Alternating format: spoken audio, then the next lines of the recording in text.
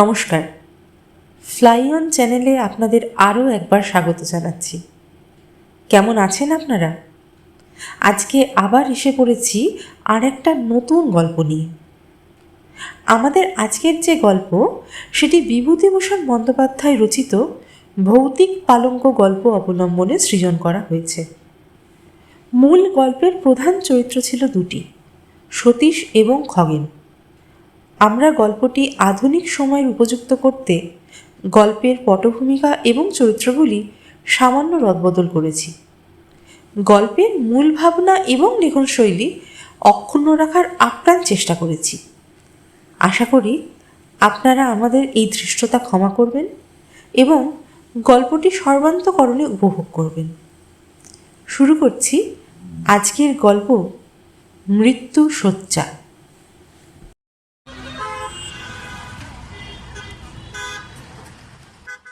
December মাসের শেষের দিক, বিকেল গড়িয়ে সন্ধে প্রায় নামে।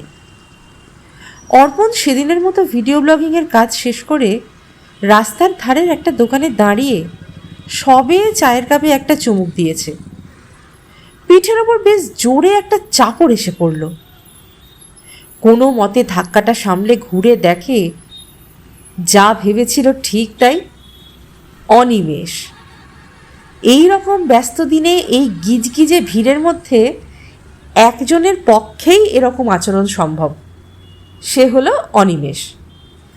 এক গাল হাসি নিয়ে সে বলে উঠল, অর্পণ, মাই গড, আমি তোর বাড়ি যাচ্ছিলাম। অর্পণ একটু রাগ দেখিয়ে বলল, আরেকটু হলেই চাটা পড়ে যাচ্ছিল। কেন আমার বাড়ি যাচ্ছিলিস কেন? সরি, আজ আমি একটু বেশি এক্সাইটেড। সে তো বুঝতেই পারছি। তা ব্যাপারটা কি? জানতেই পারবি, তার জন্য তোকে আমার সঙ্গে একটা জায়গায় যেতে হবে। আশ্চর্য তো, বলা নেই কওয়া নেই, হুট করে চলে যাওয়া যায় নাকি? তাছাড়া আজ আমি খুব টায়ার্ড। না বললে শুনবো না, জোর করে নিয়ে যাব।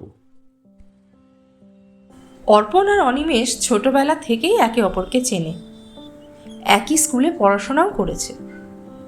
দুজনেরই অ্যাডভেঞ্চারের নেশা প্রবল। সেই সূত্র ধরেই দুজনে খুব ঘনিষ্ঠ বন্ধু হয়ে উঠেছে। স্কুলে পড়ার সময় অনিমেষ প্রচণ্ড ডানপিটে ছিল, সাথে ভয়ানক জেদি।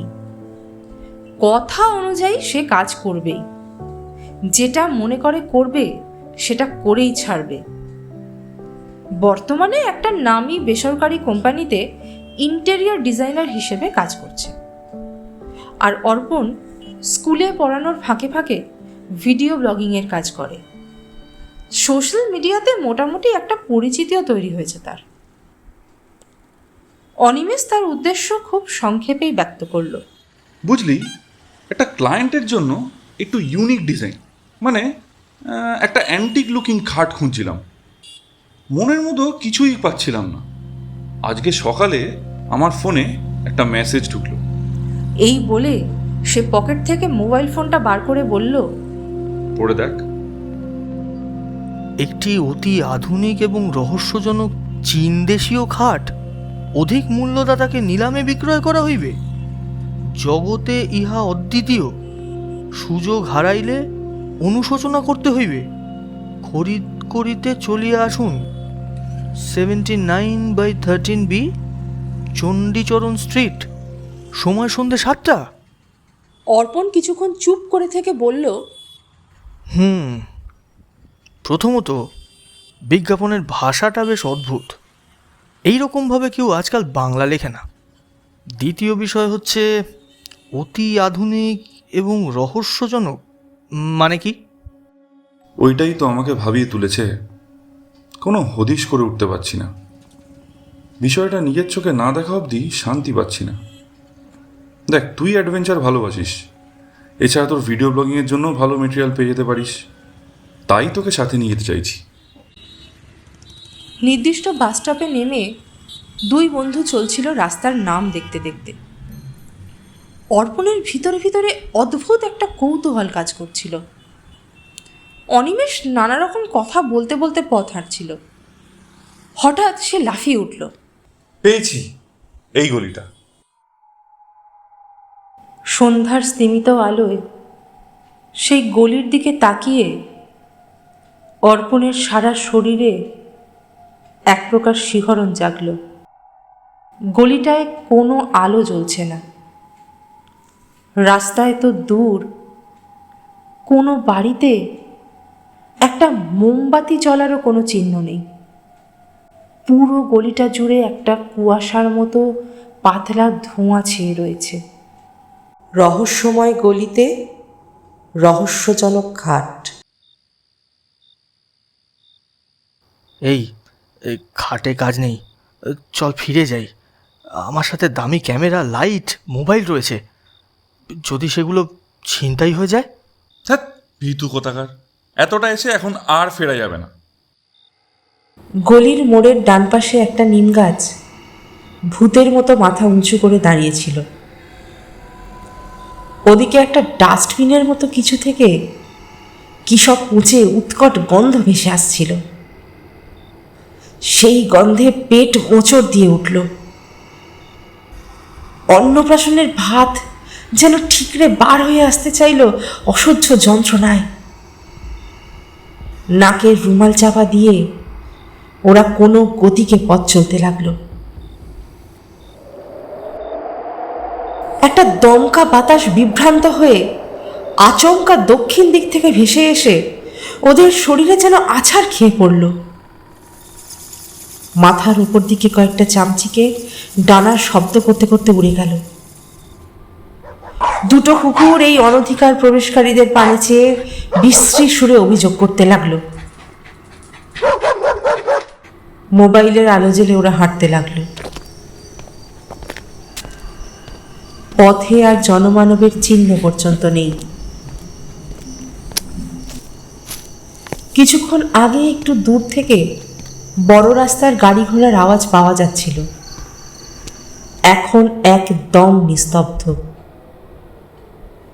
এই গলিতে যেন সময় থমকে গেছে।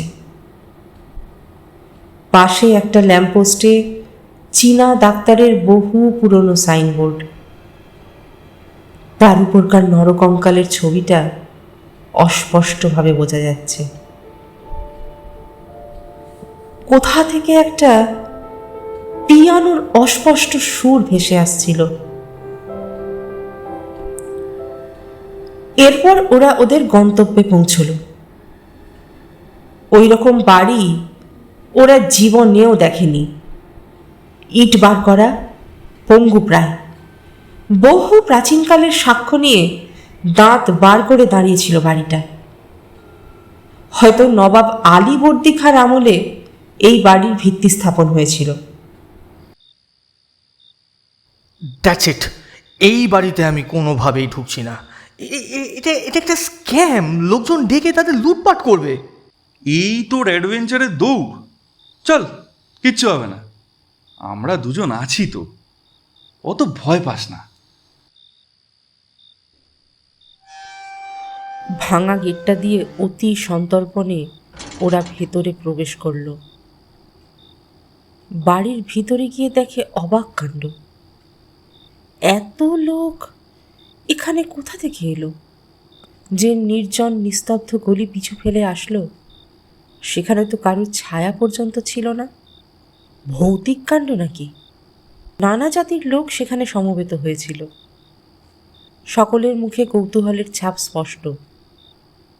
এতগুলো লোক, কিন্তু কারোর মুখে একটা কথা নেই, যাকে বলে পিন ড্রপ সাইলেন্স।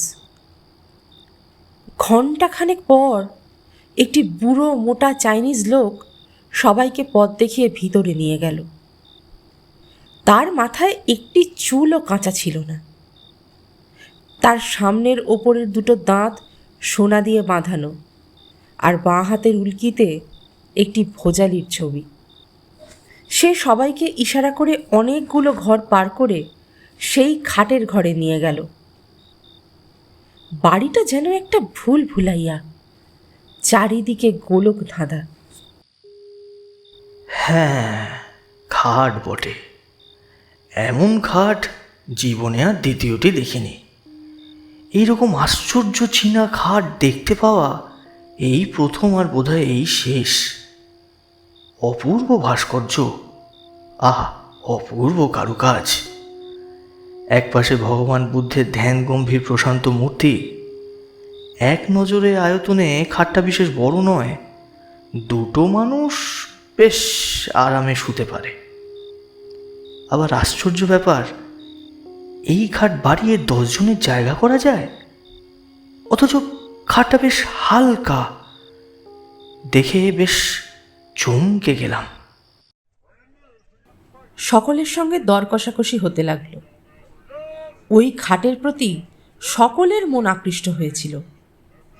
কেনবার জন্য সকলের কি যে ব্যাকুলতা! দাম হু হু করে বাড়তে লাগলো। শেষকালে অনিমেষের ভাগেই ওই খাটটা জুটল প্রায় 65,000 টাকায়। অনিমেষ খাটটা তার নিজের বাড়িতে আপাতত রাখার বন্দোবস্ত করে চলে এলো। ওখান থেকে বেরিয়ে ওদের বাড়ি ফিরতে প্রায় 11টা বাজল। খাবারের অর্ডার দেওয়া ছিল। দুজনের বাড়ির দূরত্ব বেশি নয়, হেঁটে 10 মিনিট। সেখান থেকে খাওয়া দাওয়া করে অর্পণ বাড়ি চলে এলো।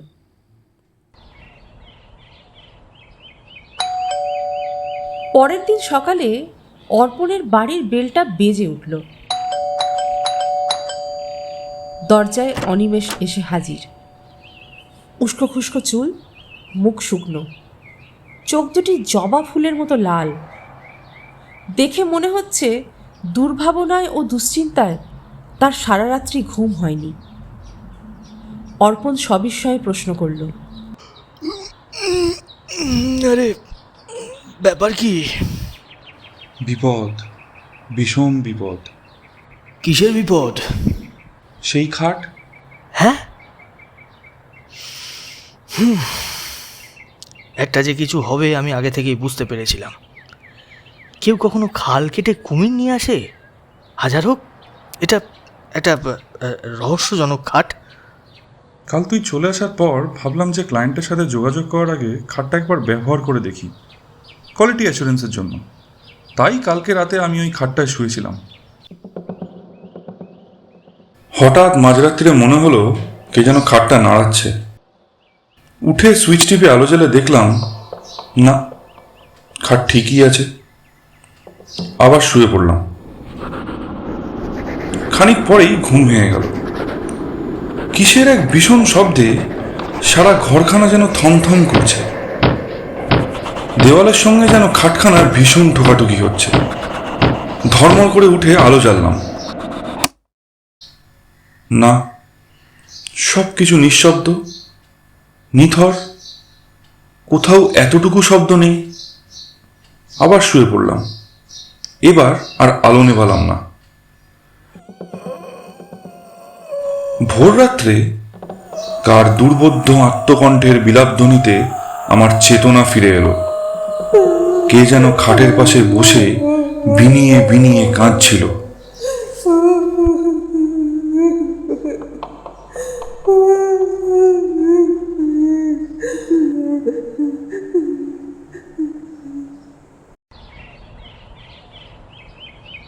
বলেছিলাম তো তোকে প্রথমেই, ও খাট কিনে কাজ নেই। যেমন তোর জেদ, এবার বোঝ। দেখ, তোকে হয়তো বুঝিয়ে বলতে পারবো না, ওই হতভাগা খাটখানার ওপর এমন মায়া লেগে গেছে যে কি বলবো। আমি ওটাকে ছাড়তে পারবো না কোনো মতেই। ছাড়তে পারবি না মানে? ওটা তুই নিজের জন্য কিনেছিস নাকি? না, কিন্তু ওই খাটটা ছাড়তে মন চাইছে না। তবে মর ওই খাট নিয়ে। আমি তো সাহায্য চাই। আমার সাহায্য? হ্যাঁ, আজ তুই আমার ওখানে রাতে খাওয়া দাওয়া করবি। সারা রাত না ঘুমিয়ে ওই খাট পাহারা দেব। তুই ক্যামেরাতে পুরোটা রেকর্ড করবি। মাকে সব বোঝানো আছে। আমাদের খাবার রেখে মা মাসির বাড়ি চলে যাবে। শুধু আমরাই থাকব, নো ডিস্টারবেন্স। দেখি আসল ব্যাপারটা কি। আর আমার স্কুল? পাগল, কাল যে রবিবার। অগত্যা বন্ধুকে সাহায্য করবার জন্য সন্ধেবেলা তাদের বাড়ি গিয়ে হাজির হলো অর্পণ। অনিমেষ তৈরি ছিল। বেল বাজাতে না বাজাতেই সে দরজা খুলে দিয়ে সোল্লাসে চিৎকার করে উঠল, আরে ওয়েলকাম, সুস্বাগতম। তারপর আর কোনো গন্ডগোল হয়নি তো? না, দিনের বেলা গন্ডগোল হওয়ার তো কোনো কারণ নেই। অনিমেষের মা বললেন, তোরা কি শুরু করেছিস বলতো বাবা?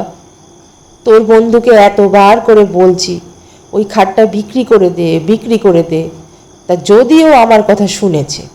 বলছো কি মা? ভয় পেয়ে এত টাকা আর এত সুন্দর খাট বিক্রি করে দেবো? খাওয়া দাওয়া সেরে রাত্রি জাগবার সাজ সরঞ্জাম নিয়ে দুটি বন্ধুতে খাটের ঘরে গিয়ে বসল। অনিমেষের মা ততক্ষণে মাসির বাড়ি চলে গেছেন। অর্পণ চটপট করে ক্যামেরা আর আলো সেট করে ফেলল। পুরো ঘটনাটা যদি ক্যামেরা বন্দি করে ফেলা যায় তাহলে ওর ফলোয়ার্সদের জন্য ভিজুয়াল ট্রিট হবে। দুজনে বসে টুকটাক কথাবার্তা বলছে।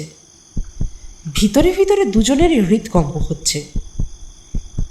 অনিমেষের চোখ মাঝে মাঝেই ঘড়ির দিকে চলে যাচ্ছে। রাত্রি ক্রমে ক্রমে বাড়তে লাগলো। ঠিক হলো আগে অনিমেষ ঘুমোবে আর অর্পণ জাগবে, তারপর অনিমেষ জাগবে আর অর্পণ ঘুমাবে।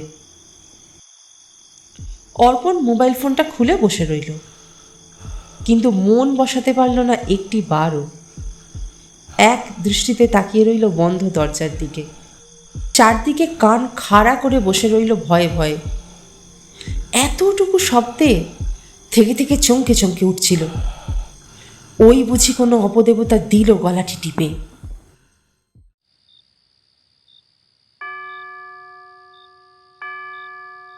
কাদের বাড়ির ঘড়িতে সুর করে 2টো বেজে গেল। হঠাৎ মনে হলো কে যেন বাইরে বারান্দায় চলে বেড়াচ্ছে। তার পদশব্দ বেশ স্পষ্ট হয়ে উঠল। আমার সারা শরীর দোল দিয়ে উঠল, লোমগুলো খাড়া হয়ে উঠল। হঠাৎ সশব্দে খোলা জানলাটা বন্ধ হয়ে গেল। মুহূর্তে বোধ হলো যেন আমি শূন্যে উঠে গেছি, যেন আমার জ্ঞান লোপ পেয়ে গেছে। কতক্ষণ এরকম চললো আন্দাজ নেই। আমি নিজেই বুঝতে পারছিলাম না আমি মৃত না জীবিত। শেষটায় আমার সর্বশেষ ক্ষমতা দিয়ে সভয়ে ডেকে উঠলাম, অনিমেষ, অনিমেষ। ব্যাপার কি? ভয়ে ও বিস্ময়ে আমার মুখ দিয়ে কোনো কথা বেরোলো না।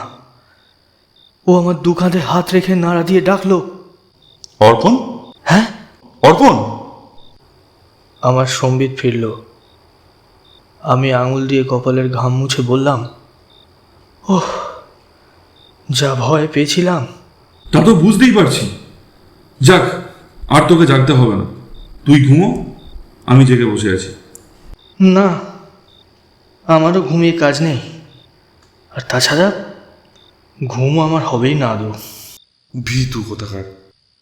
তারপর ভীতু আমি আর সাহসী অনিমেষ দেওয়ালে ঠেসান দিয়ে বসে রইলাম। আমরা দুজনেই নিঃশব্দে জেগে রইলাম। কেউই একটিও কথা বললাম না। আমি খোলা জানলা দিয়ে বাইরের টুকরো আকাশের দিকে এক দৃষ্টে তাকিয়ে রইলাম। অসংখ্য তারা মিটমিট করে জ্বলছিল।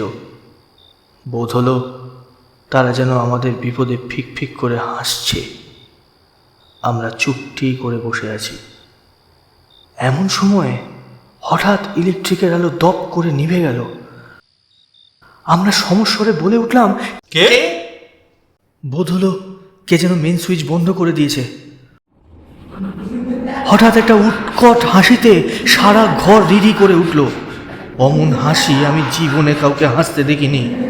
হাসি যেন আর শেষ হতে চায় না। সে কি বিকট শব্দ! কে যেন ঠিক দরজার কাছে হেসে খুন হচ্ছে। আমি শিউরে উঠলাম। অনিমেষ চট করে টর্চটা দরজার উপরে ফেলল। তাতে হিতে বিপরীত হলো। বোধ হলো কে যেন দরজার ঠিক বিপরীত দিকে জানলাটার ধারে বসে আর্তকণ্ঠে বিনিয়ে বিনিয়ে কেঁদে মরছে। তার কান্নার কোনো ভাষা খুঁজে পাওয়া গেল না। কেবল একটা করুণ সুর সারা ঘরময় ঘুরে ঘুরে মরতে লাগলো। তারপর সেই খাটের উপর দিয়ে সেই বিলাপধ্বনি আর নড়ল না। তার কান্নায় যেন খাটটা ভিজে গেল। সেই অবদ্ধ ভাষার সকরুণ বিলাপধ্বনি চিত্তে এমন এক অজ্ঞাত বেদনার সঞ্চার করল, যার ফলে ওদের সমস্ত শক্তি যেন ক্রমে ক্রমে লোপ পেতে থাকল। মনে হলো কে যেন ক্লোরোফর্ম দিয়ে তাদের অজ্ঞান করে দিচ্ছে। ওরা যেন ধীরে ধীরে অচেতন হয়ে পড়ছে। অনিমেষের সাহসটা ছিল কিছু বেশি, তাই সে খাটের ওপর টর্চ ফেলে গর্জে উঠল। কে কে ওখানে? কিছুই দেখা গেল না, কেউ সাড়া দিল না। সহসা সেই খাটখানা ঘরময় দাপাদাপি শুরু করে দিল। মনে হলো অগণিত নরকঙ্কাল যেন তার চারিদিকে নৃত্য করে মরছে। তাদের হাড়ের খটখট শব্দে কানের পর্দা ছিঁড়ে যাওয়ার উপক্রম হলো। ওদের বুকের ভিতরটা টন টন করতে লাগলো কিসের যেন বেদনায়। বোধ হলো হয়তো বুকখানা ভেঙে চুরমার হয়ে যাবে। একটু একটু করে ওদের জ্ঞান হারিয়ে গেল। তারপর কোথা দিয়ে যে কি হয়ে গেল তা ঠিক বুঝতে পারলাম না। বোধ হলো আমি যেন অনেক দূরে এক চীনা বাড়ি গিয়ে হাজির হয়েছি। একটি ছোট্ট ঘরে তখন সেই গভীর রাত্রে টিম টিম করে একটা মোমবাতি জ্বলছিল। ঘরের মেঝের ওপর একটি লোক মুমূর্ষু অবস্থায় পড়ে রয়েছে। একটি ছেঁড়া মাদুরের ওপর তার সেই রোগ পাণ্ডুর মুখখানা দেখে আমার বড় দয়া হলো। রোগে ভুগে ভুগে বেচারা কঙ্কাল সার হয়ে গেছে। তার পাশে বসেছিল তার স্ত্রী হবে বলেই বোধ হলো। চেহারা কিন্তু তার স্বামীর 4 গুণ। একটা মস্ত টুলের ওপর বসে সে ঢুলছিল। তার পাশেই আমাদের এই খাটটা দেখে আমি অবাক হয়ে গেলাম। 7 সমুদ্র 13 নদী পার করে এটাকে কে এখানে নিয়ে এলো? হঠাৎ স্ত্রীলোকটি বিকট এক হাঁ করে হাই তুলল। তারপর দুটো সশব্দ তুড়ি দিয়ে একবার ঘরের চারদিকে চেয়ে দেখলাম তার স্বামী ইতিমধ্যেই উঠে সেই খাটের দিকে এগিয়ে গেছে চুপি চুপি। চকিতে ক্রুদ্ধা বাঘিনীর মতো তার স্ত্রী তাকে জোর করে খাট থেকে নামিয়ে বিছানায় ফেলে দিলে। সে ভীষণভাবে গর্জন করতে লাগলো, আর তার স্বামী ব্যাকুলভাবে অনুনয় করতে লাগলো ওই খাটের পানে অঙ্গুলি সংকেত করে। বোধহয় সে চায় খাটে উঠতে, কিন্তু তার স্ত্রী তাকে কিছুতেই উঠতে দেবে না। উত্তেজনায় কাঁচতে কাঁচতে তার মুখ দিয়ে এক ঝলক রক্ত বেরিয়ে এলো। আমি শিউরে উঠলাম। তারপর লোকটার মাথাটা বিছানায় লুটিয়ে এলো, আর সে উঠল না। তার স্ত্রী তার পাশে বসে বিনিয়ে বিনিয়ে কাঁদতে লাগলো। যখন জ্ঞান ফিরল, অর্পণ দেখল ভোরের আলোয় চারদিক ভরে গেছে। অনিমেষের মা ওর চোখে মুখে জলের ছিটে দিচ্ছেন। সে দুর্বল গলায় বলল, আমি কোথায়? নিচের ঘরে। অনিমেষ অনিমেষ কোথায়? তার এখনো জ্ঞান হয়নি বাবা। তারপর শুনলাম ভোর 4টে নাগাদ আমরা নাকি দুজনে মাসির বাড়ির সদর দরজায় এসে মাটিতে পড়ে গোঁ গোঁ করতে থাকি। অনিমেষের মা বাইরে এসে ওই অবস্থা দেখে চিৎকার করে কাঁদতে আরম্ভ করে দেন। পাকা 3 ঘন্টা তদারক করার পর আমাদের জ্ঞান হয়। ডাক্তার এসে বলে গেছিল ভয়ের কোনো কারণ নেই, একটা সাডেন শক, এই আর কি। জ্ঞান হলে একটু গরম দুধ আর প্যারাসিটামল দিলেই সব ঠিক হয়ে যাবে। অনিমেষের জ্ঞান হতে সেও সেই আমারই মতো অবিকল উদ্ভট স্বরে কথা বলে গেল। আমি আমার ক্যামেরাটা নিয়ে চালিয়ে দেখি রাত 2টোর পরে ভিডিও রেকর্ডিং বন্ধ হয়ে গেছে। অথচ ক্যামেরায় ব্যাটারি এখনও শেষ হয়নি, আর এক্সটার্নাল স্টোরেজে জায়গাও যথেষ্ট আছে। আমি বিস্ময়ে সবার মুখের দিকে তাকিয়ে রইলাম। অনিমেষের মা বললেন, আজকেই তোরা ওই সর্বনেশে খাট বিদেয় কর। অনলাইনে খাট বিক্রির বিজ্ঞাপন দেওয়া হলো, বেশ সাড়াও পাওয়া গেল। আসলে খাটটার ডিজাইনটাই খুব মন কাড়া। খাটটা শেষ পর্যন্ত 50,000 টাকায় বিক্রি হলো। একজন অবাঙালি সেটা নিয়ে গেল। কিছু লোকসান হলো, কিন্তু এ ছাড়া আর কোনো উপায় ছিল না। টাকার চেয়ে প্রাণ বেশি দামি। প্রায় 3 বছর হয়ে গেল। দুই বন্ধুতে এখনো মাঝে মাঝে সেই রহস্যজনক খাটের কথা ভাবে। একবার মনে করে সেটা কার কাছে আছে একবার খোঁজ নেয়। সেই অতৃপ্ত আত্মা যাকে তার দুর্দান্ত স্ত্রী কোনো ক্রমেই ব্যাধির ভয়ে খাটের উপর জীবিত অবস্থায় শুতে দেয়নি, সে কি আজ তৃপ্ত হয়েছে, না এখনো সে ওই খাটের পেছনে প্রতি রাত্রে ঘুরে ঘুরে মরে, কাউকে ওর ওপর শুতে দেবে না বলে।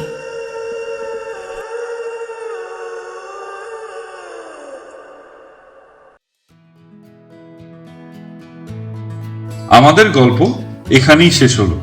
শুনছিলেন মৃত্যুশয্যা।